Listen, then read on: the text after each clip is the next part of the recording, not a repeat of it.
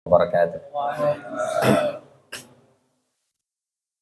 Alhamdulillah wassalatu wassalamu ala Rasulillah wa ala alihi wa ashabihi wa mawalah la haula wa la quwata illa billah.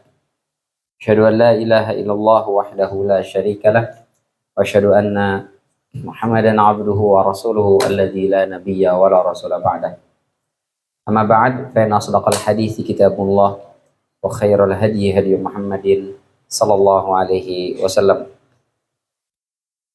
Allahumma akhrijna min dhulumatil waham waftah lana abwabal ilm wa akrimna binuril faham wa sahil akhlaqana bil hilm. Allahumma la sahla illa ma ja'altahu sahla wa anta taj'alul hazna idza syi'ta sahla bi rahmatika ya arhamar rahimin. Bapak-bapak yang dirahmati Allah Subhanahu wa taala, alhamdulillah maghrib ini kita sudah masuk tanggal 1 ya, sidang isbat tadi, tanggal 1 Dzulhijjah. Alhamdulillah Muhammadiyah dan NU dengan pemerintah sama ya, insya Allah awal Dzulhijjahnya. Lebarannya berarti Idul Adhanya juga barengan. Tapi beda dengan Saudi. Saudi kayaknya duluan ya. Gak apa-apa, yang penting kita bisa mendapatkan keistimewaan dan kemuliaan dari bulan Dzulhijjah ini. Buah hadis riwayat Abu Daud, Tirmidzi, Ibnu Majah dan juga Imam Ahmad dalam musnadnya meriwayatkan dari sahabat Abdullah bin Abbas radhiyallahu anhuma. Kata Nabi sallallahu alaihi wasallam, "Ma min ayyamin al-'amalu shalihu fihinna ahabbu ila Allah min hadhihi al-ayyam." Tidak ada hari-hari di mana ketika kita melaksanakan kebaikan, amal saleh, lebih dicintai oleh Allah Subhanahu wa taala melebihi kecintaan Allah terhadap amal soleh yang dilakukan di hari-hari ini, yakni ayyamal ashr, yaitu maksudnya adalah hari yang 10. Ayyamal ashr, hari yang 10. Qalu ya Rasulullah walal jihadu fisabilillah. Ya Rasul, bagaimana kalau dibandingkan dengan jihad fisabilillah? Lebih utama mana? Beramal di 10 hari ini ataukah berjihad? Kata Rasulullah, walal jihadu fisabilillah. Bahkan dibandingkan jihad pun lebih utama beramal di 10 hari ini. Illa rajulun kharaja binafsihi wa malih. Kecuali seseorang yang keluar menuju medan pertempuran membawa nyawa dan harta, falam yarja' min dzalika bisyai'. Yang balik tinggal nama. Artinya dia mati syahid. Itu baru setara dengan orang yang beramal di 10 hari ini. Jadi beramal di 10 hari ini itu pahalanya bisa sampai setara dengan orang yang mati syahid. Itu karenanya Allah Subhanahu wa taala di dalam surat Al-Fajr menjadikannya sebagai sumpah. Wal fajri walayalin ashr, demi fajar, demi malam yang 10. Apa maknanya malam yang 10 ini? Kata Syekh Shalih Al-Utsaimin, meskipun disebutnya malam, sebenarnya itu include dengan siang. Jadi maksudnya adalah bukan hanya 10 malam saja, tapi 10 hari. Jadi siang dan malamnya gitu. Ya kayak kita lah. Berapa lama Pak di puncak? Cuman nginep 2 malam aja Ustadz. Itu maknanya malamnya doang atau dengan siangnya? Dengan siangnya lah. Kita kalau nginep di hotel pasti datang ke resepsionis, Mbak, saya pesan kamar 2 malam, 3 malam. Tapi maksudnya adalah 3 hari 3 malam. Kenapa disebutnya malam? Karena malam sudah mewakili. Apa pernah bapak-bapak datang ke hotel, Mbak, saya pesan kamar 3 siang. 2 siang misalnya. Nggak ada pasti. Kalau nggak 2 hari ya 2 malam bilangnya. Saya mau nginep 2 hari. Saya mau nginep 2 malam. Nggak ada yang bilang saya mau tinggal 2 siang. Nggak ada. Jadi maksudnya adalah 10 hari. Ya. Apa yang dimaksud dengan 10 hari itu? Kata Jabir bin Abdullah dan salah satu riwayat Ibnu Abbas, maksudnya adalah 10 hari pertama Dzulhijjah. Sementara riwayat yang lain Ibnu Abbas mengatakan atau bisa jadi itu adalah 10 terakhir Ramadan. Kata Imam Mujahid, bisa jadi yang dimaksud dengan walayalin asyar ini adalah 10 harinya Nabi Musa yang ditambahkan oleh Allah Subhanahu wa taala di Bukit Sinai. Kita buka kisahnya ada dalam surat Al-A'raf ayat 142.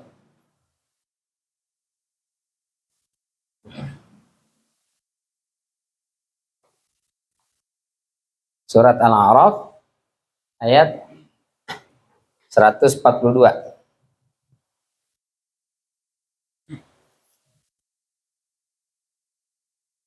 أعوذ بالله من الشيطان الرجيم ووعدنا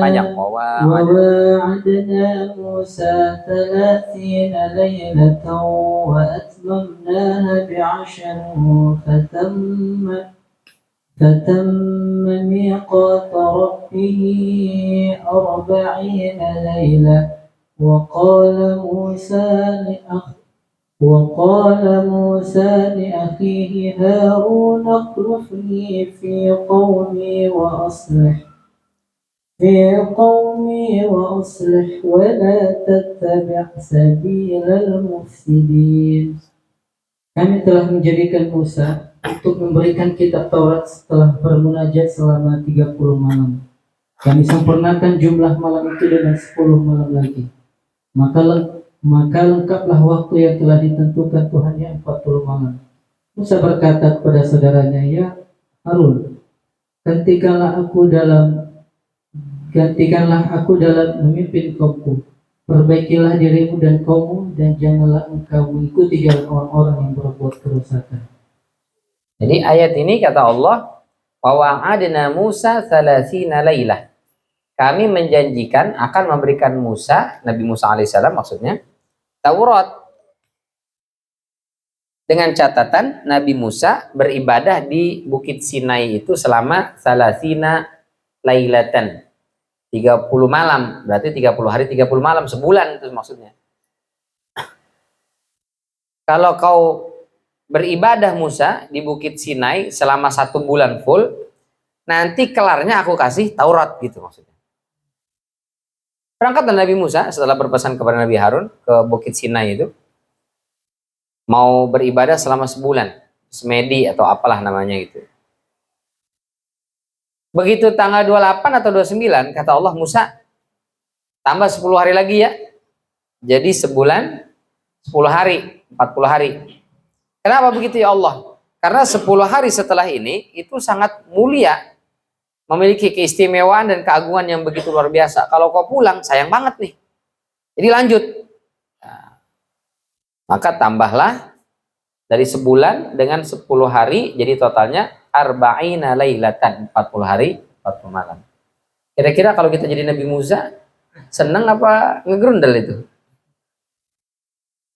Katanya kemarin cuma sebulan. Begini kan ditambah lagi itu 10 hari lagi. Jadi 40 hari. Ngegrundel ya. Nabi Musa senang karena di situ beribadah, bermunajat kepada Allah Subhanahu wa taala. Jadi Nabi Musa alaihissalam awalnya sebulan, terus ditambah 10 hari lagi. Sebagian ahli tafsir mengatakan sebulan itu adalah bulan Dzulqa'dah. Jadi 30 lailatan ini, 30 hari 30 malam itu adalah bulan Dzulqa'dah. Sebelum selesai Dzulqa'dah, kata Allah, Musa tambah 10 hari lagi setelahnya. Berarti 10 hari tambahan itu hari apa? Bulan apa? Dzulhijjah berarti kan, setelah Dzulqa'dah, Dzulhijjah. Berarti tambahnya 10 hari lagi di awal bulan Dzulhijjah. Berarti dari 3 pendapat ini mengerucut kepada 2. Walayalin asyr, malam yang 10 yang istimewa tadi, kita beramal setara dengan orang yang mati syahid, itu bisa di awal 10 Dzulhijjah atau bisa mananya di 10 terakhir Ramadan. Jadi beramal di 10 terakhir Ramadan itu nilainya sama dengan mereka yang beribadah di 10 pertama Dzulhijjah. Kata Syekh Abdurrahman As-Sa'di, kenapa 10 terakhir Ramadan mulia? Karena ada Lailatul Qadar. Kenapa 10 hari pertama Dzulhijjah mulia? Karena ada wukuf di Arafah. Menariknya, Lailatul Qadar itu terjadinya di malam hari, sementara wukuf siang. Itu kemudian kata Ibnu Taimiyah, malam di 10 terakhir Ramadan lebih mulia dibandingkan 10 malamnya Dzulhijjah. Tapi siang Dzulhijjah ini lebih mulia daripada siangnya 10 terakhir Ramadan. Artinya 10 malam di terakhir Ramadan lebih mulia dibandingkan siangnya. Sebaliknya 10 Dzulhijjah siangnya lebih mulia dibandingkan malamnya. Jadi kalau kita beramal di 10 terakhir Ramadan, sedekah umpamanya, malam sedekah gocap, siang sedekah gocap, itu pahalanya lebih gede yang malam. Makanya di 10 terakhir Ramadan kita disunahkan i'tikaf menghidupkan malam-malam Ramadan di 10 terakhir tuh. Kita i'tikaf, tahajud, qiyamul lail, tarawih, zikir, tasbih, tahmid, nggak tidur semalaman itu. Untuk apa? Menghidupkan malamnya. Kenapa bukan siangnya? Karena malamnya lebih mulia daripada siangnya. Kita baca Quran di malamnya itu lebih besar pahalanya dibandingkan kita baca Quran di siangnya. Itu kalau 10 terakhir Ramadan. Tapi ada sebagian orang di 10 terakhir Ramadan boro-boro qiyamul lail. Isya mau lanjut tarawih udah ngantuk banget. Akhirnya dia tidak bisa qiyamul lail. Maka Allah sediakan di 10 pertama Dzulhijjah. Oke, Anda nggak bisa bangun malam, nggak bisa menghidupkan ibadah di malam hari nih. 10 Dzulhijjah siang. Nggak pakai istilah ngantuk. Kudunya mah begitu. Jadi kalau di 10 Dzulhijjah kita beribadah di siang hari dengan di malam hari, pahalanya gedean ibadah di siang hari. Sedekah sama-sama gocap, malam gocap, siang gocap, itu lebih gede yang siang. Baca Quran gitu juga, kita baca malam dengan baca di siang hari, lebih besar pahalanya yang siang hari, itu kata Ibnu Taimiyah. Nah, ini menunjukkan betapa baiknya Allah ya, agar semua kita dapat kemuliaan. Karena ada orang yang bisa ibadah siang, kalau malam tidur. Ada sebagian orang yang justru kebalik. Kalau siang dia sibuk kerja, malam baru dia bisa. Nah, dua-duanya itu Allah sediakan. Yang parah malam kagak bisa, siang juga sibuk banget. Akhirnya dia tidak mendapatkan kemuliaan. Di dalam At-Targhib wa Tarhib, Al-Munziri meriwayatkan dari Abdullah ibnu Abbas radhiyallahu anhuma, "Ma min ayyamin afdalu 'indallah." Tidak ada hari-hari yang lebih mulia di sisi Allah, walal amalu fihinna ahabbu ilallahi azza wa jalla min hadhil ayyam. Dan tidak ada amal soleh yang kita kerjakan di hari-hari itu yang lebih dicintai oleh Allah Subhanahu wa taala melebihi amalan yang kita kerjakan pada hari-hari ini, yakni minal ashri, yaitu di hari yang 10, karena Ramadan udah lewat, kita bahas berarti di 10 Dzulhijjah. Apa yang kita lakukan? Fa'aksiru fihinna minat tahlil. Maka perbanyaklah mengucapkan tahlil. La ilaha illallah, la ilaha illallah, la ilaha illallah. Banyakin tuh. Wa takbir. Takbir. Allahu akbar, Allahu akbar, Allahu akbar. Atau takbiran. Allahu akbar, Allahu akbar, Allahu akbar. Dan seterusnya. Wa dzikrillah. Semua bentuk penyanjungan dan pengagungan Allah. Subhanallah, alhamdulillah, wa la ilaha illallah, Allahu akbar, la haula wa la quwata illa billah. Apalagi? Astagfirullah. Semua itu masuk dalam kategori zikrillah. Bahkan ada sebagian orang yang zikirnya Allah, Allah, Allah, Allah, Allah, Allah. Boleh nggak tuh zikir Allah doang? Ada di YouTube itu seorang ustaz mengatakan nggak boleh zikir cuman Allah doang. Allah, Allah, Allah itu nggak boleh. Harusnya ada ya-nya depannya. Ya Allah, ya Allah, ya Allah. Itu minimal. Kita katakan kayaknya nggak pas juga dia bilang begitu. Karena Al-Quran nyuruh kita wazkurisma rabbika, dan sebutlah nama Tuhanmu. Siapa nama Tuhan kita? Allah. Jadi kalau kita bilang Allah, Allah, Allah, itu udah sesuai dengan ayat, sebutlah nama Tuhan. Kata dia, di mana letak pengagungannya?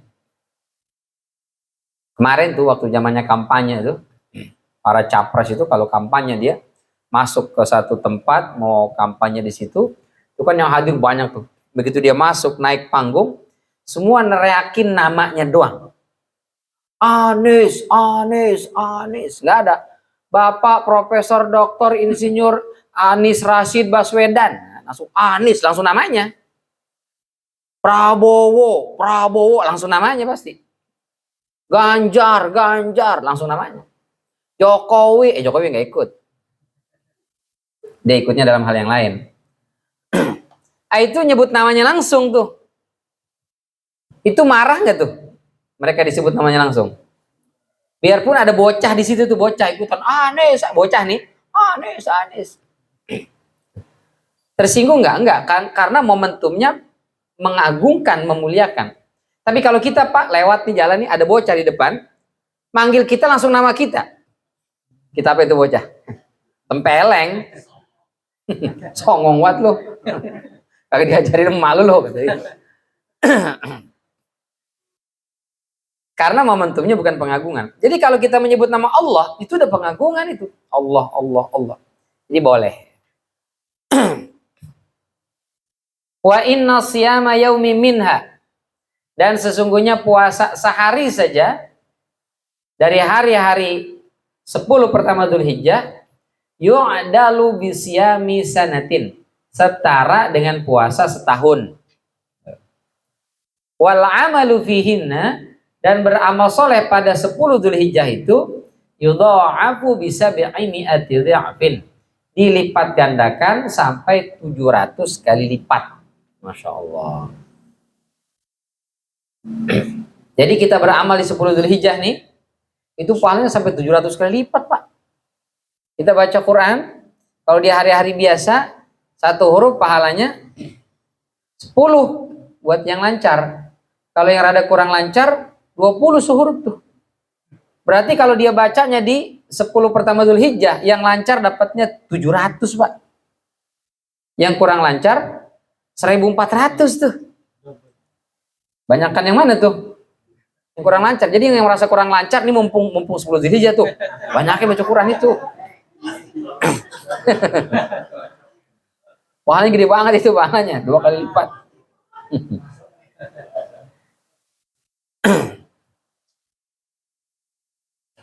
Makanya orang berilmu itu lebih utama daripada ahli ibadah yang kurang ilmunya. Ini mah boleh jadi, ini mah boleh jadi ya. Nanti di akhirat ada orang masuk surga, protes dia. Ya Allah, saya protes. Kamu udah masuk surga, kenapa protes? Saya protes bukan saya, ya Allah. Terus itu tetangga saya tuh, kenapa dia bisa masuk surga juga? Loh, apa masalahnya? Kamu kenal dia? Bukan kenal lagi. Orang sama-sama tinggal di Cirende. Saya tahu dia, dari mudanya saya tahu, ya Allah, itu orang begajulan. Preman banget itu orang. Tobat itu pas sudah mau pensiun aja itu udah tobat. Habis itu ngaji sebentar, setelah pensiun paling 3 tahun, 5 tahun mati orangnya udah di Allah. Ibadah itu sedikit orang. Kok bisa dia masuk surga bareng-bareng sama saya? Saya dari kecil rajin ibadah. Nah, kata Allah, dia memang sedikit ibadahnya. Dulu banyak dosa maksiat, tapi dia tobat, dia menyesali semua dosa maksiatnya, Allah hapus itu semua. Ya tapi kan ibadahnya sedikit, ibadahnya emang dikit, tapi dia pinter tuh ngejarnya di sini nih. 10 Dzulhijjah itu dikejar sama dia. Meskipun sedikit ibadahnya, cuman 10 hari, tapi pahalanya gede banget itu. Kamu memang banyak ibadahnya, tapi giliran 10 Dzulhijjah nggak dikencengin ibadahnya. Jadi ibadahmu banyak, pahalanya sedikit. Dia kebalikannya, ibadahnya sedikit, pahalanya banyak. Jadinya bareng-bareng dah tuh di surga. Ya Allah, itu keutamaan orang berilmu. Jadi yang merasa baru tobat-tobat kemarin, cepetin nih, mumpung 10 Dzulhijjah nih. Nyindir, enggak ya, itu buat kita semua lah. Betapa baiknya Allah Subhanahu wa Ta'ala. Nah, Allah tuh pengennya kita semua tuh masuk surga. Maka berbagai macam pintu kemudahan masuk surga itu dibuka oleh Allah Subhanahu wa Ta'ala. Dan memang kita cocoknya di surga, Pak. Di dunia ini nggak cocok kita, apalagi di neraka, nggak cocok banget dah. Cocoknya emang di surga kita. Di surga itu alla taju'a fiha wala ta'ra, kagak pernah merasa lapar, makan semua ada. Kagak perlu beli baju, bajunya bagus terus tuh. Makan apapun nggak mikirin asam urat, kolesterol, gula darah naik, nggak ada. Makan apa aja tuh aman tuh di surga. Dokter mah kagak pada laku di sono. Nggak ada orang sakit karena memang kita cocok tinggal di sono. Tapi kalau di sini di dunia ada aja tuh. Capek dikit, pilek. Ganti musim, bengek. Banyakkan makan nasi, gula. Kurang makan nasi, lemas. Serba salah kita di dunia ini. Maka Allah sediakan jalur yang begitu banyak supaya kita bisa balik ke surga. Karena aslinya kita penduduk surga ini, Pak. Baik. Apa amal soleh yang bisa kita lakukan di 10 pertama Dzulhijjah? Pertama, puasa. Dalam Sunan Abu Daud diriwayatkan an ba'di azwajin Nabi sallallahu alaihi wasallam kana Rasulullah sallallahu alaihi wasallam yasumu tis'adil hijjati. Sebagian mengatakan ini Ibunda Aisyah. Bagian lagi mengatakan Ibunda Hafsah radhiyallahu anhuma atau istri-istri Rasul yang lain. Dari sebagian istri-istri Nabi sallallahu alaihi wasallam meriwayatkan atau menceritakan kepada kita, karena Rasulullah, dahulu Rasulullah itu yasumu, seringkali puasa tis'a Dzulhijjah, 9 Dzulhijjah. Tis'a itu beda dengan tasi'a. Kalau tasi'a maknanya tanggal 9, hari ke-9.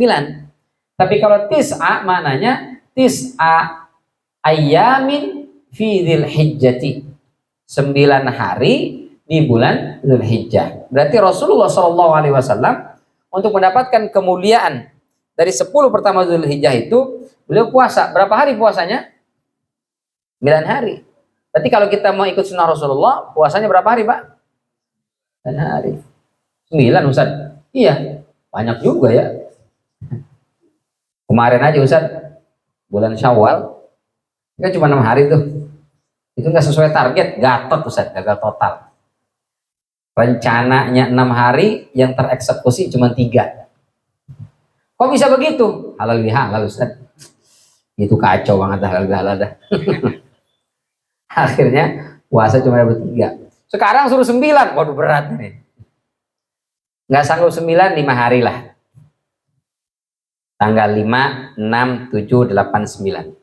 Masih kebanyakan Ustaz, 3, tanggal 7, tanggal 8, tanggal 9. Masih kebanyakan, bisa di-korting lagi nggak? Bisa, tanggal 8, tanggal 9, 2 hari. Gue juga sih mau roman-romannya rada susah. 1 lah tanggal 9. Kalau masih nggak bisa juga tanggal 9, sepagian sebelum Idul Adha tuh. Dari subuh jangan makan dulu sampai kelar sholat Id baru makan. 2 jam dah itu ya. 2 jam lah dari subuh itu. Kalau nggak bisa juga, mati aja dah. Jangan lah, maksudnya mati orang. Tapi kalau bisa puasalah Arafah itu. Puasa Arafah tanggal 9 itu kata Rasulullah, inni ahtasibuha yukaffiru as-sanata allati ba'daha wa sanata allati qablaha, atau ba'dahu atau qablahu. Saya berharap kepada Allah dengan puasa Arafah itu menghapus 1 tahun dosa kita yang telah lalu dan 1 tahun dosa yang akan datang. Jadi kalau kita puasa Arafah, 2 tahun dosa kita kehapus tuh. Setahun yang lalu dan setahun yang akan datang. Anak-anak zaman sekarang justru dari situ Pak. Dia bilang, Ustaz kalau gitu saya tahun ini gak usah puasa. Kenapa? Biar bonus puasa Arafah tahun lalu kepake Ustaz. Saya tahun lalu udah puasa Arafah tuh. Berarti kan 2 tahun tuh. Tahun kemarin sampai tahun sekarang udah kehapus itu. Jadi kalau tahun sekarang puasa lagi, dosa tahun kemarin kan udah dihapus. Berarti gak kepake tuh. Kebanyakan. Jadi biar kagak numpuk dah, besok aja katanya. Nggak ada istilah begitu ya. Justru semakin banyak amal soleh, semakin banyak pahala, semakin besar peluangnya kita masuk ke dalam surganya Allah Subhanahu wa Ta'ala. Hadisnya riwayat Abu Daud dalam sunannya, sakata anhu. Sakata anhu artinya nggak ada komentar. Ini hadisnya sahih, Hasan, dhaif, nggak ada komentar sama sekali. Maka begitu sampai itu kitab Sunan ke Mekah, orang Mekah bingung, ini hadis yang begini-begini, sahih apa kagak nih? Ya. Dalam Sunan Abu Daud ada hadis yang dijelaskan oleh beliau, hadis ini sahih, hadis ini hasan, hadis ini dhaif misalnya. Nah hadis yang ini nggak ada komentar, maka orang Mekah bingung, diamalin apa jangan nih? Lalu kemudian Abu Daud menulis sebuah risalah, surat kecil gitu, dikirimkan ke Mekah. Apa katanya? Kullu ma sakattu anhu fahuwa salih. Semua hadis yang tidak aku komentari di dalam sunanku itu fahuwa salih, maka hadis itu salih, artinya sahih. Berarti hadisnya sahih itu. Puasa 9 hari. Tapi kalau nggak sanggup 9 hari, berapa hari pun boleh. Yang penting Arafahnya ke bawah. Jangan tanggal 1-nya doang puasa, habis itu nggak puasa lagi. Justru hari Arafah itu yang harus kita kejar. Yang kedua, takbiran dan zikir. Ini sunnahnya nih. Dalam Irwaul Ghalil, Syekh Albani mensahihkan riwayat dari Abdullah bin Abbas. Ada perintah Allah supaya kita banyak bertakbir dan berzikir itu di pertama surat Al-Hajj ayat 28. Kata Allah, "Wadhkurullaha fi ayyamin ma'lumat." Dan sebutlah nama Allah pada hari-hari yang maklumat, telah diketahui. Kata Ibnu Abbas itu artinya adalah ayyamul ashr, tanggal 1 sampai tanggal 10 Dzulhijjah. Sementara di surat Al-Baqarah, wadhkurullaha fi ayyamin ma'dudat. Sini maklumat, di sini ma'dudat, hari-hari yang terbilang. Kata Ibnu Abbas ini maknanya adalah hari tasyriq. Berarti gabungan Al-Hajj 28 dan Al-Baqarah 203, takbiran itu totalnya dari tanggal 1 sampai dengan hari tasyrik tanggal 13. Berarti totalnya 13 hari itu. Disebutnya takbir mutlak. Itu boleh itu. Dari malam ini kita udah takbiran boleh, Pak. Bahkan dicontohkan wa kana Ibnu Umar wa Abu Hurairah yakhrujani ila suq fi ayyamil ashr. Dahulu Ibnu Umar dan Abu Hurairah kalau sudah masuk awal Dzulhijjah itu yakhrujani ila suq. Abu Hurairah dan Ibnu Umar pergi ke pasar. Ini sama Ustadz, saya juga ke pasar kalau sudah masuk awal Dzulhijjah. Cuma bedanya kalau kita ke pasar belanja, nyari bumbu, nyari daun ketupat, nyari areng, nyari tusukan sate. Wih, korban Pak? Enggak. Kok enggak korban ditusukan sate? Buat jaga-jaga aja. Takutnya ya kan, pas Idul Adha tiba-tiba dikirim daging kambing. Kita mau nyate, pada tutup itu kan. Nah, repot, mendingan nyetop dari karang Ustaz. Buat jaga-jaga. Abu Hurairah dan Ibnu Umar bukan. Beliau ke pasar itu ngapain? Yukabbirani, takbiran. Wa yukabbirun nasu bi takbirihima. Maka manusia yang ada di pasar, yang lagi jual, yang lagi beli, yang lagi nawar-nawar kagak jadi-jadi beli, begitu dengar takbirannya Ibnu Umar dan Abu Hurairah, mereka semua ikut takbiran. Insya Allah. Jadi ini sunnah takbiran di masjid, di rumah, di jalan, bahkan di pasar. Masya Allah. Dari kapan? Dari tanggal 1. Kebenaran Ustadz, besok hari Sabtu sama hari Minggu ini kayaknya cocok liburan kerja, saya mau ke pasar, saya mau takbiran aja Ustadz. Itu kayaknya di mall di itu, saya mau masuk ke mall, saya mau takbiran. Janganlah ya. Karena nanti bisa ditarik sama security. Masuk mall, Allahu Akbar, Allahu Akbar. Pak, masih lama lebarannya. Ditarik keluar kita. Ente nggak tahu ya. Aneh semalam ngaji sama Ustadz Bani, katanya dari tanggal 1. Nanti kata security, Ustadz sesat mana lagi tuh? Repot jadinya. Karena masyarakat kita banyak yang belum paham. Jadi takbirannya pelan aja. Kalau mau ke pasar sambil takbiran silahkan. Allahu Akbar, Allahu Akbar, Allahu Akbar. Kami belanja. Berapa nih Pak daging? 150.000 sekilo. Allahu Akbar. Nah, baru kencengin di situ. Mahalnya gitu ya. Yang ketiga, amalan yang bisa kita lakukan adalah haji dan umroh. Masya Allah. Kalau bisa berangkat haji dan umroh, kata Rasulullah, laisa lahul jaza illal jannah. Tidak ada balasannya buat haji mabrur kecuali surganya Allah Subhanahu wa taala. Kita doakan mungkin ada tetangga kita, kerabat, saudara, handai tolong kita yang berangkat tahun ini, semoga Allah sehatkan, semoga Allah jaga, Allah lindungi, Allah lancarkan ibadahnya, dan semua amal ibadah selama di tanah suci itu diterima dan disempurnakan kekurangannya oleh Allah Subhanahu wa taala, sehingga begitu pulang mudah-mudahan sehat walafiat, menyandang predikat haji yang mabrur. Dan kita-kita yang belum bisa berangkat tahun ini, mudah-mudahan Allah mudahkan kita bisa berangkat di tahun-tahun yang mendatang insyaallah. Tapi amin doang sih nggak cukup, kudu daftar kayaknya Pak. Sampai dua kita bilang amin, amin. Kalau nggak daftar nggak berangkat, jadi kudu daftar. Masalahnya daftar sekarang berangkatnya 28 tahun yang akan datang Ustaz. Umurnya nyampe apa kagak? Ya sudah, kalau mau yang cepat yang plus 5 atau 7 tahun dah itu. Berapa harganya? 200 juta. Lama, masih 5 atau 7 tahun. Yang lebih cepat lagi Furoda. Tahun ini daftar, tahun ini berangkat. Berapa bayarnya? 0,5 miliar. Ada duitnya. Dari mana tahu? Ada itu dulu. Kalau enggak naik sepeda dari Cirende sampai ke Mekah. Biasanya berangkat bulan November, nyampenya Semaji. Kemarin ada tuh yang bapak-bapak dari Tangsel ya. Masya Allah. Kan kalau model saya, kalaupun bisa berangkat begitu sampai sono, boro-boro mau tawaf itu. Paha udah pada kembang rasanya sini. Dari Cirende ke Mekah naik sepeda. Tapi mereka itu Masya Allah ya, luar biasa ya. Dahsyat. Ya terserah dah bagaimana caranya, yang penting kita berniat, bercita-cita dan berdoa semoga Allah mudahkan sampai ke tanah suci insya Allah. Yang berikutnya adalah semua amalan sunnah, salat, sedekah, baca Quran, taubat, ma'ruf nahi mungkar, berbakti kepada kedua orang tua, tanggung jawab memberikan kepada anak-anak dan istri kita, itu semua adalah termasuk amal soleh yang pahalanya akan dilipat gandakan oleh Allah Subhanahu wa taala sampai dengan 700 kali lipat. Yang terakhir, amalan yang kita lakukan di 10 pertama Dzulhijjah ini adalah berkurban. Nah, ini dia. Kalau sanggup haji, nggak sanggup haji, kurban. Apa itu kurban? Secara bahasa, kurban itu dari kata qoruba, artinya mendekat. Sebetulnya kurban ini umum untuk semua upaya dan usaha dalam rangka mendekatkan diri kepada Allah, disebutnya dengan kurban.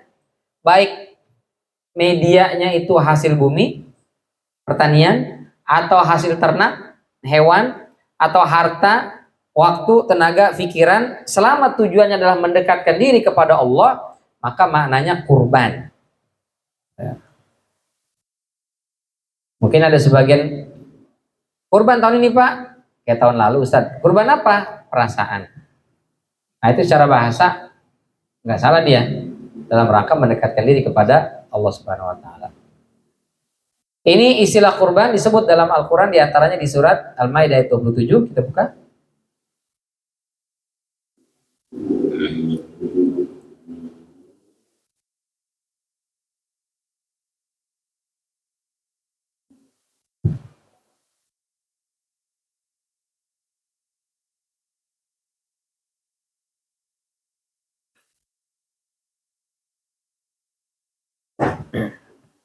أعوذ بالله من الشيطان الرجيم واتل عليهم نبأ ابني آدم بالحق إذ قربا قربانا فتقبل من أحدهما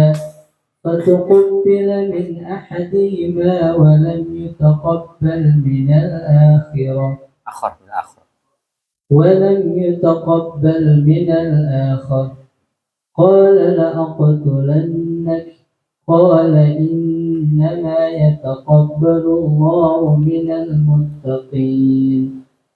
Bacakanlah Nabi Muhammad kepada mereka berita tentang dua putra Adam dengan sebenarnya. Ketika keduanya mempersembahkan kurban, kemudian diterima dari salah satu Habil dan tidak diterima dari yang lain, Qabil. Dia Qabil berkata, sungguh aku pasti akan membunuhmu. Ya, Habil berkata, sesungguhnya Allah hanya menerima amal dari orang-orang yang bertakwa. Jadi kata Allah, ceritakanlah kisah dua anak Nabi Adam alaihissalam dengan sebenarnya. Nabi Adam alaihissalam itu punya anak langsung kembar, Pak, sepasang, laki perempuan, laki perempuan. Qabil kembarannya Ikrimah, Habil kembarannya Labuda. Nah, ini nama ini bisa kita temukan di beberapa tafsir, tapi mengadopsi dari Israiliyat. Kita pernah ceritakan tentang Israiliyat. La tusaddiquhu wa la tukadzibuhu. Jangan kalian percaya 100%, tapi juga jangan dustakan 100%. Jadi ada kayak kisah nama-nama orang, nah, itu boleh kita ambil. Nah, manusia di atas muka bumi cuma 6 orang. Sementara nikah itu adalah kemestian. Karena manusia ini harus beranak pinak supaya regenerasi ada tidak punah. Karena kalau nggak nikah, punah manusia itu. Maka disyariatkanlah menikah. Tapi kemana nikahnya, dengan siapa? Mau nyari besan, kagak ada besan. Cirendek belum ada orang dulu mah.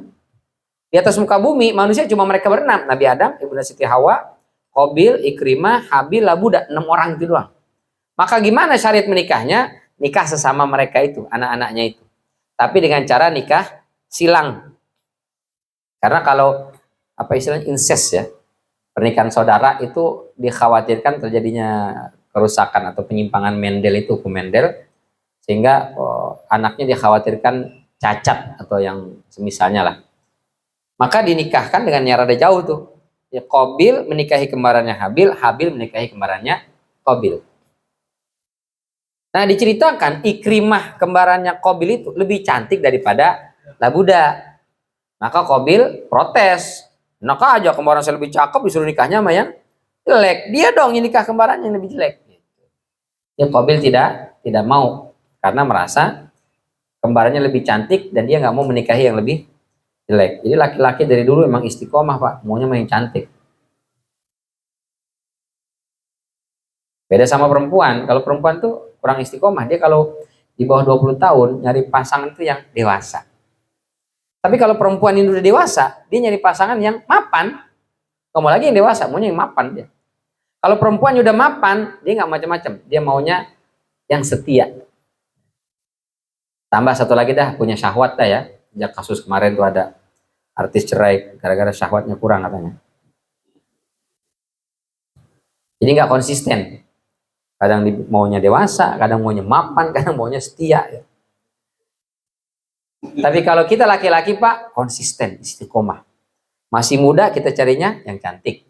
Kita udah dewasa carinya yang cantik. Kita udah mapan nyarinya yang cantik. Sampai kita udah aki-aki juga nyarinya cantik. Istiqomah. Tapi cantik itu kan relatif. Jelek yang mutlak biasanya. Maka nggak mau tuh nolak Qabil. Kemudian Nabi Adam alaihissalam mengatakan, ya udah, kalian Qabil dan Habil masing-masing memberikan kurban. Siapa yang kurbannya diterima oleh Allah, dialah yang menikahi Ikrimah. Akhirnya masing-masing memberikan kurban sesembahan. Qabil itu dia seorang petani, jadi hasil tanah itu, hasil bumi, hasil panen, dia ambil, setelah itu dia kurbankan, diberikan sebagai sesembahan, ditaruh di atas buah batu, di atas bukit. Karena Qabilnya setengah hati, dia campur tuh yang jelek sama yang bagus dicampur, habis itu dia jadikan sebagai kurban.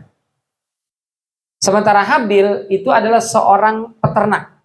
Dari hewan ternaknya dicari kambing yang paling gemuk, paling sehat, paling bersih, paling putih. Itu yang dia berikan sebagai kurban. Lalu diletakkanlah di atas batu di sebuah bukit. Lalu kemudian bagaimana caranya mereka tahu ini diterima atau ditolak oleh Allah? Jadi diterima itu kalau kurban itu naik ke langit. Itu tandanya diterima. Jadi mereka tungguin, ternyata yang naik ke langit adalah kurbannya Habil, kambingnya itu.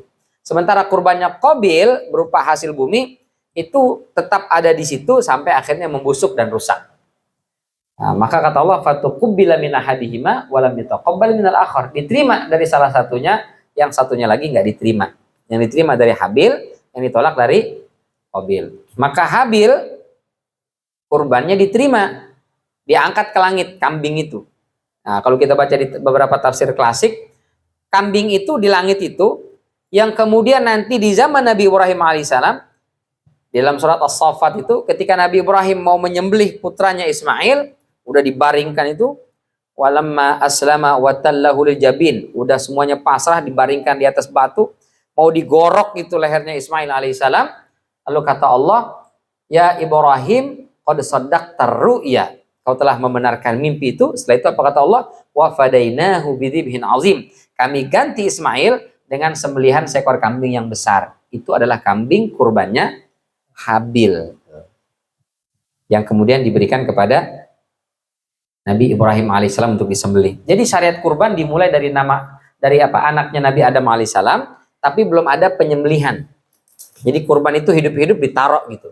Nah, di zaman Nabi Ibrahim alaihissalam baru kurban itu disembelih sampai ke kita sekarang.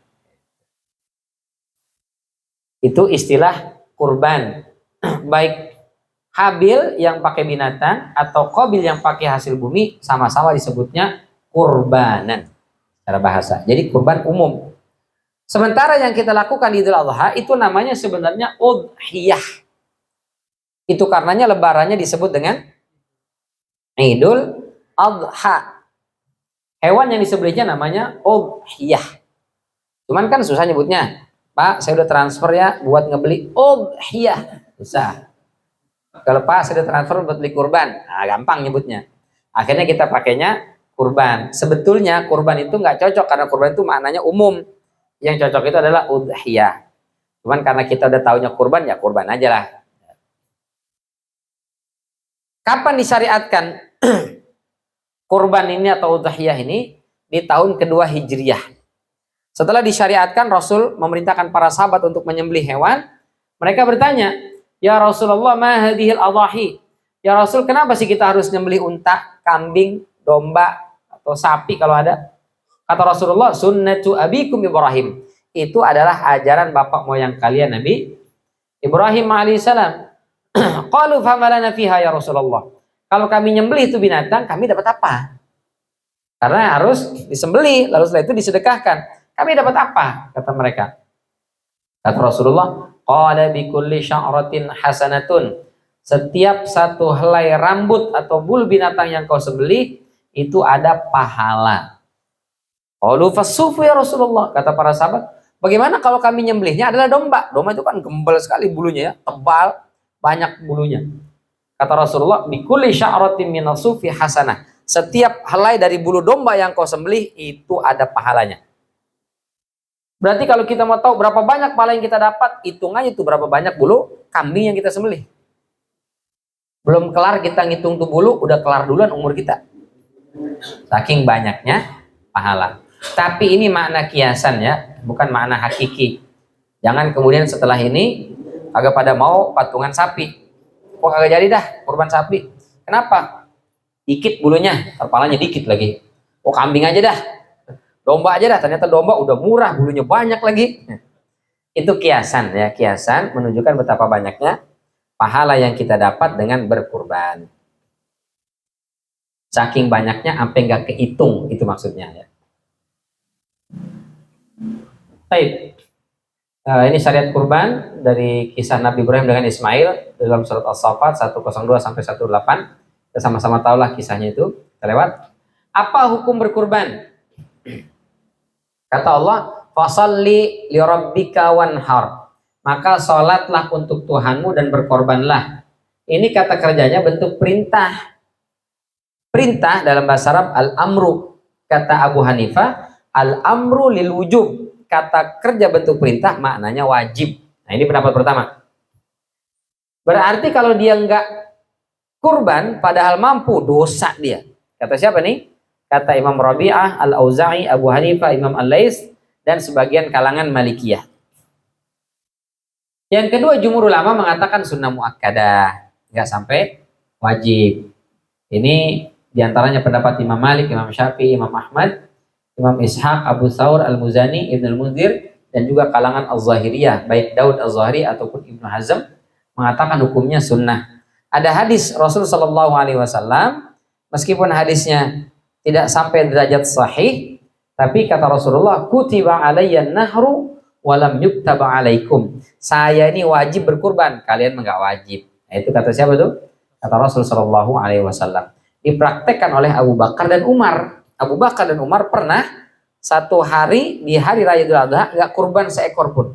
Ditanya sama sahabat yang lain, Bakar, Umar, ente kan pemimpin, ente panutan kita, kenapa nggak kurban? Duit banyak, harta berlimpah, kenapa nggak kurban? Kata Abu Bakar, selama saya hidup, sejak disyariatkan kurban sampai Rasul Shallallahu Alaihi Wasallam meninggal, itu Rasul nggak pernah ninggalin kurban. Rasul selalu berkurban. Kalau saya terus berkurban sampai saya meninggal, khawatir nanti orang nyangkanya kurban itu wajib. Maka saya tidak berkurban untuk menegaskan bahwa kurban itu sunnah meskipun Rasul tidak pernah meninggalkan. Kira-kira kita ikut yang mana nih? Wajib apa yang sunnah? Sunnah aja lah Ustadz, biar lebih aman dah. Wajib merepot juga. Oke. Tapi baik yang wajib atau sunnah, ini berlakunya setiap tahun. Bukan sekali dalam seumur hidup. Karena Rasul bilangnya, ya ayyuhan nas, wahai sekalian manusia. Maksudnya umat Islam. Ala kulli ahli baitin. Bagi setiap satu kakak. Ahli bait, kakak lah kita gampang terjemahnya zaman sekarang ya. Bagi setiap satu kakak. Fi kulli amin. Di setiap tahun. Udhiyatun. Minimal satu kurban. Jadi satu kakak minimal satu kurban tiap tahun, bukan sekali dalam seumur hidup. Pak nggak kurban tahun ini? Kan tahun kemarin udah saya. Tuh apa itu tuh dia kagak kurban tuh, dia tagih no. Kalau kita mampu kurban, tahun ini kurban, tahun besok kurban, terus sampai kita meninggal. Bahkan kalau banyak hartanya setelah kita meninggal, kita pesankan kepada anak, tolong kurbankan nanti. Duitnya dari mana, Beh? Itu tuh toko, ruko yang di depan itu jangan dijual. Kenapa? Bukan punya kita. Iyalah, punya kita ngapain dijual?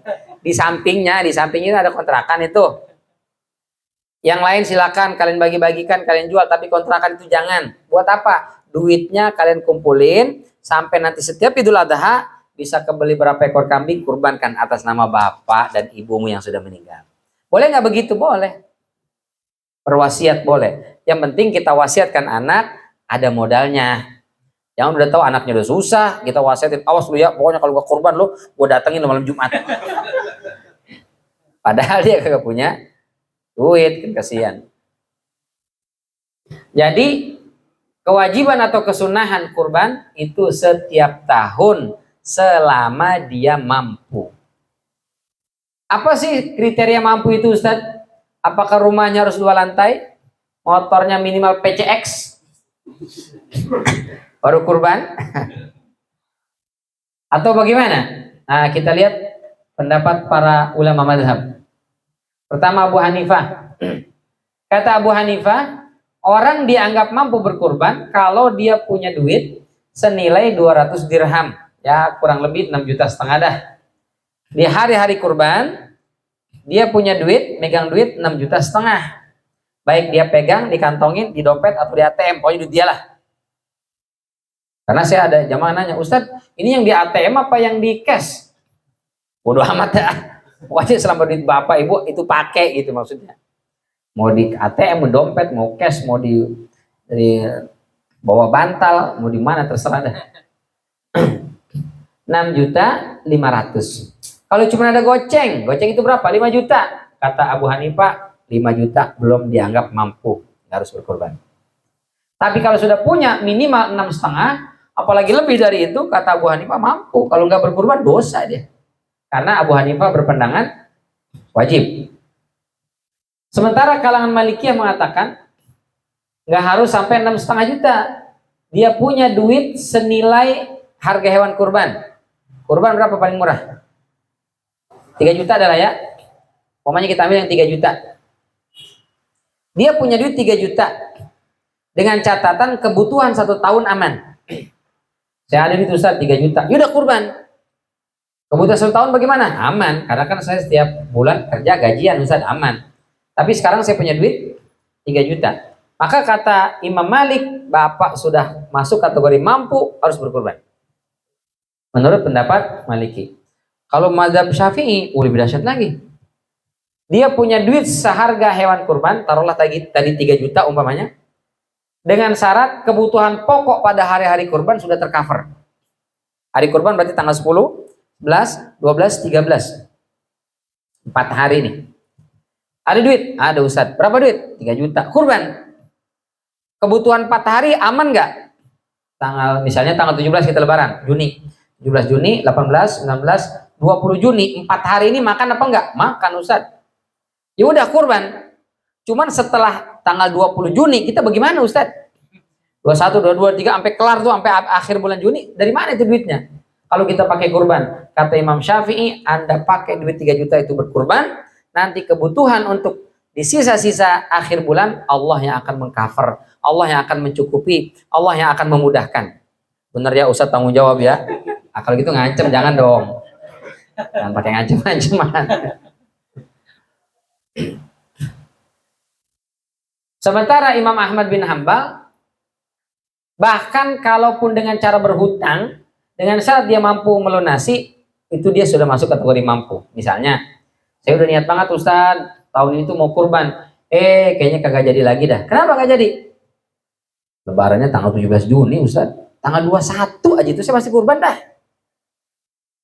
Kenapa emang Pak?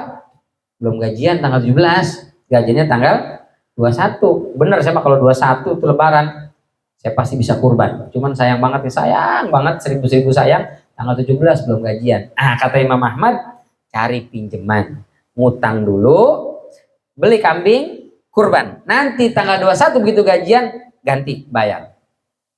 Jangan minjemnya semangat, begitu tanggal 21 ditagih, ngilang dia.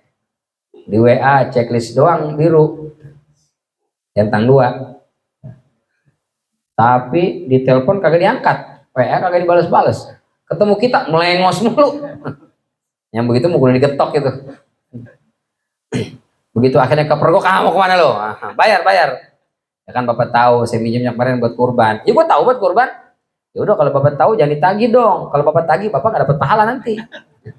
Bodoh amat, gua udah kurban dewekan, beda lagi, udah dapat pahala di situ. Yang ini bayar sini. Ini menurut kalangan Hanabilah. Masya Allah. Ini kalau kita perhatikannya, syarat kriteria mampu menurut para ulama, rasa-rasanya sih banyak banget di antara kita yang mampu sebenarnya. Cuma jangan kenapa nggak berkurban? Bukan nggak mampu, nggak mau. Karena apa? Karena dia pikir mampu itu harus kaya, mampu itu harus ada duit nganggur. Duit mah kagak ada nganggur ya. Orang nganggur banyak, duit mah kagak ada. Nungguin duit lebih, duit mah kagak bakal ada lebihannya. Berapapun kurang mulu, ada lebihnya dia. Duit sial, duit gak ada yang sial. Jadi bapak-bapak bilang ya, gitu bininya, Pak duit apa ini? Duit sial. Loh, kok duit sial? Udah gue umpetin, ketahuan aja sama lu, sial banget tuh duit. Nah itu, jadi kalau kita memampukan diri, sebenarnya banyak sekali di antara kita yang mampu. Cuman mungkin ya itu tadi, masih banyak yang menganggap, wah itu buat orang lain lah, saya mau masih. Padahal menjadi banyak, HP-nya baru, motor udah racing, peleknya diganti sama dia baru. Tapi nggak mau kurban. Nah ini jangan sampai lah ya. Karena mampu itu istitoah, dari kata to'ah yati'u, artinya taat. Ada awalan alif sinta. Alif sinta ini maknanya upaya, berusaha. Kayak istighfar, dikata ghafara ampunan. Istighfar kan berupaya mendapatkan ampunan. Ada usaha, ada effort di situ. Maka istitoah itu juga sama. Kita ada effort, ada usaha, ada yang dikorbankan, sehingga akhirnya kemudian kita mampu menunaikan ketaatan itu. Kalau kita upayakan dan kita mampu berkurban, Allah akan mudahkan hidup kita. Tahun depan akan kurban lagi tuh. Tahun berikutnya kurban lagi, terus begitu. Tapi kalau dari awal kurban ke tahun ini, tahun depan aja lah. Tahun ini kayaknya kagak keburu duitnya Ustaz. Tahun depan aja. Tahun depan begitu lagi tuh. Tahun depan begitu lagi sampai mati jika jadi kurban. Maka memang harus kita upayakan. Kecuali Ustaz, saya udah pengen banget diupayakan, cuman boro-boro buat kurban, buat makan saya aja gak ada Ustaz, kurang. Beneran sih mah bener, swear tekewer-kewer. Nah, kalau udah pesuar tekewer-kewer berarti emang gak ada itu. Jangan dipaksa, nggak boleh ya. Nggak taunya ngerokoknya kenceng banget ini. Bapak-bapak yang ngerokok kagak suka nih. Kenapa sih dibawa-bawa mulu rokok katanya? Tuh teman saya kagak ngerokok, kagak kurban juga. Ya. Masih mendingan saya meskipun nggak kurban tapi ngerokok. Dia udah nggak kurban nggak ngerokok. Jangan juga lah ya. Ada anak-anak di Bogor bocah 7 orang patungan sapi tuh. Kalau mau bocah kita. Nenek-nenek pemulung, masya Allah. Aki-aki ada tukang parkir, ya Allah, luar biasa tuh. Ada larangan hadis memotong kuku dan rambut sebelum berkurban. Hadis yang sahih riwayat Imam Tirmidzi dari Ummu Salamah radhiyallahu taala warḍaha, bahwa Nabi sallallahu alaihi wasallam bersabda, "Idza ra'aitum hilal dzulhijjah." Apabila kalian sudah melihat hilal dzulhijjah, berarti maksudnya sudah masuk tanggal 1. Wa arada ahadukum an yudhi, lalu salah seorang di antara kalian berniat mau berkurban, fal yumsik an sya'rihi wa azfarihi. Tahan, jangan cukur rambut dan potong kuku. Tahan. Sampai kapan? Sampai kambingnya kita sembelih. Atau kalau yang sapi, sapinya disembelih. Dari kapan? Dari sekarang berarti nih. Balik, waduh belum dipotong nih kuku. Tahan sampai nanti begitu selesai disembelih baru potong tuh kuku. Apa-apa. Larangan ini kata sebagian Hanabilah maknanya haram. Jadi kurbannya sah, tapi motong kukunya itu yang haram. Kata sebagian Hanabilah. Sementara jumhur ulama mengatakan makruh, nggak sampai haram, makruh saja. Sementara Hanafiyah mengatakan boleh potong kuku, boleh cukur rambut. Yang nggak boleh itu adalah jamaah haji, karena mereka berihram. Tapi pendapat ketiga ini lemah. Kenapa? Karena jamaah haji berihram itu tanggal 8 Dzulhijjah, mau tanggal 9 mau wukuf. Sementara larangan ini dari tanggal 1 gitu. Berarti kita ambil pendapat jumhur ulama ini. Siapa ustadz yang tidak potong kuku dan cukur rambut? Kita yang bapak-bapak, kepala keluarga, itu yang lebih utama. Tapi atas nama bini tahun ini ustadz. Meskipun atas nama bini, sebenarnya yang berkewajiban berkurban itu adalah kita kepala keluarga. Meskipun boleh aja nanti pencatatan kan untuk memudahkan panitia atas nama istri. Nah, tapi kalau istri juga pada mau juga ikutan ustadz ini. Nggak potong kuku sama cukur, boleh apa nggak? Ya nggak apa-apa. Tapi yang utama adalah kepala keluarga. Apa hewan yang kita kurbankan? Syaratnya, kata Allah, bahimatil an'am. Bahimatul an'am itu, sebagian ahli tafsir mengatakan 2 kriterianya. Hewan ternak, kakinya 4. Kaki 4 bukan hewan ternak, nggak sah. Misalnya harimau, singa, kuda nil, boleh nggak dijadikan kurban? Nggak sah. Kan kakinya 4 tapi bukan hewan ternak. Atau sebaliknya, hewan ternak tapi kakinya nggak 4, cuma 2. Apa contohnya? Bebek, soang, ayam. Sah nggak? Nggak sah. Ustaz, boleh nggak saya kurban pakai ayam? Nggak sah, Pak. 2 kandang, Ustaz. Meskipun 2 kandang nggak sah. Telur, apalagi? 3 peti dah. 3 peti pun nggak sah. Tapi panitia ambil aja dulu. Telur itu lumayan itu. Ini tolak. Cuma bilangnya ini jatuhnya sedekah. Gitu.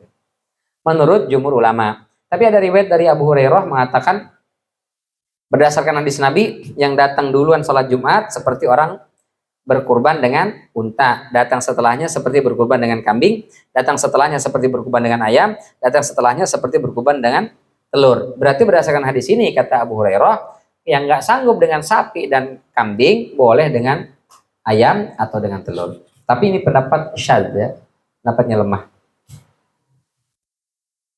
Syarat hewan disembelih, yang penting sehat lah, aman lah ini kalau ini insya Allah. Waktu pelaksanaan, kapan pelaksanaannya? Setelah selesai sholat Id sampai dengan sore hari di tanggal 13 Dzulhijjah. Berarti penyembelihan hewan itu bukan cuma hari lebarannya doang, ada 4 hari itu, tanggal 10, tanggal 11, tanggal 12, tanggal 13 Dzulhijjah. Di tanggal 10 kita belum ada duit, tanggal 11 baru ada duit, beli kambing, gak apa-apa. Tanggal 12 Ustaz baru ada, silahkan. Tanggal 13-nya Ustaz baru punya duit, boleh nggak beli kambing? Boleh. Cuman biasanya kalau sudah tanggal 13, Bapak beli tuh kambing, Bapak sembelih sendiri, cacah sendiri, bagi-bagikan sendiri. Panitia kemana? Udah pada bubar.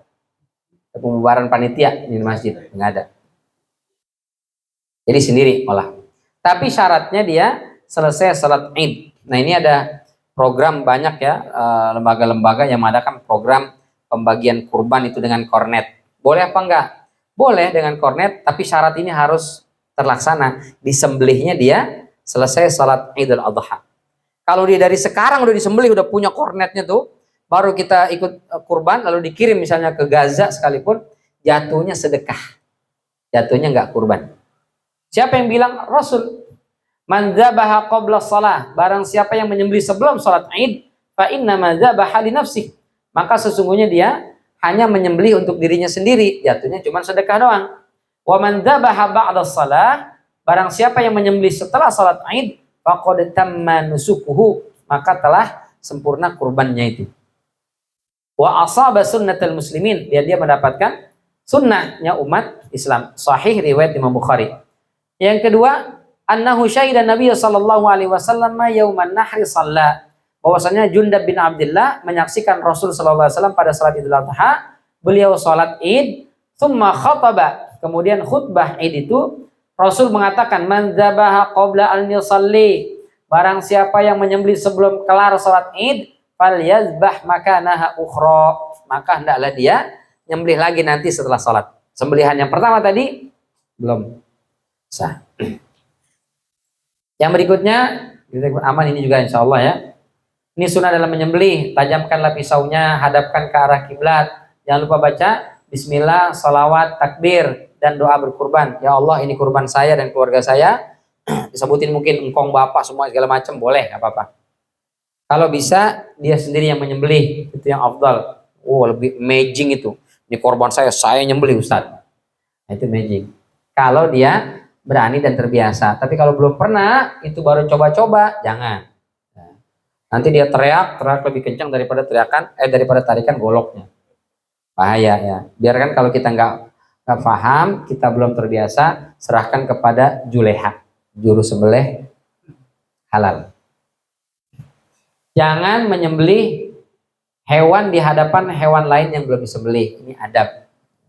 Ustadz, lapangannya sempit, Bang Ustadz, pengennya begitu dipisah, cuman apa boleh dikata dan dibuat, tempatnya sempit, jadi akhirnya terpaksa nyembelihnya di hadapan hewan yang belum disembelih. Boleh, ini kan adab saja, boleh.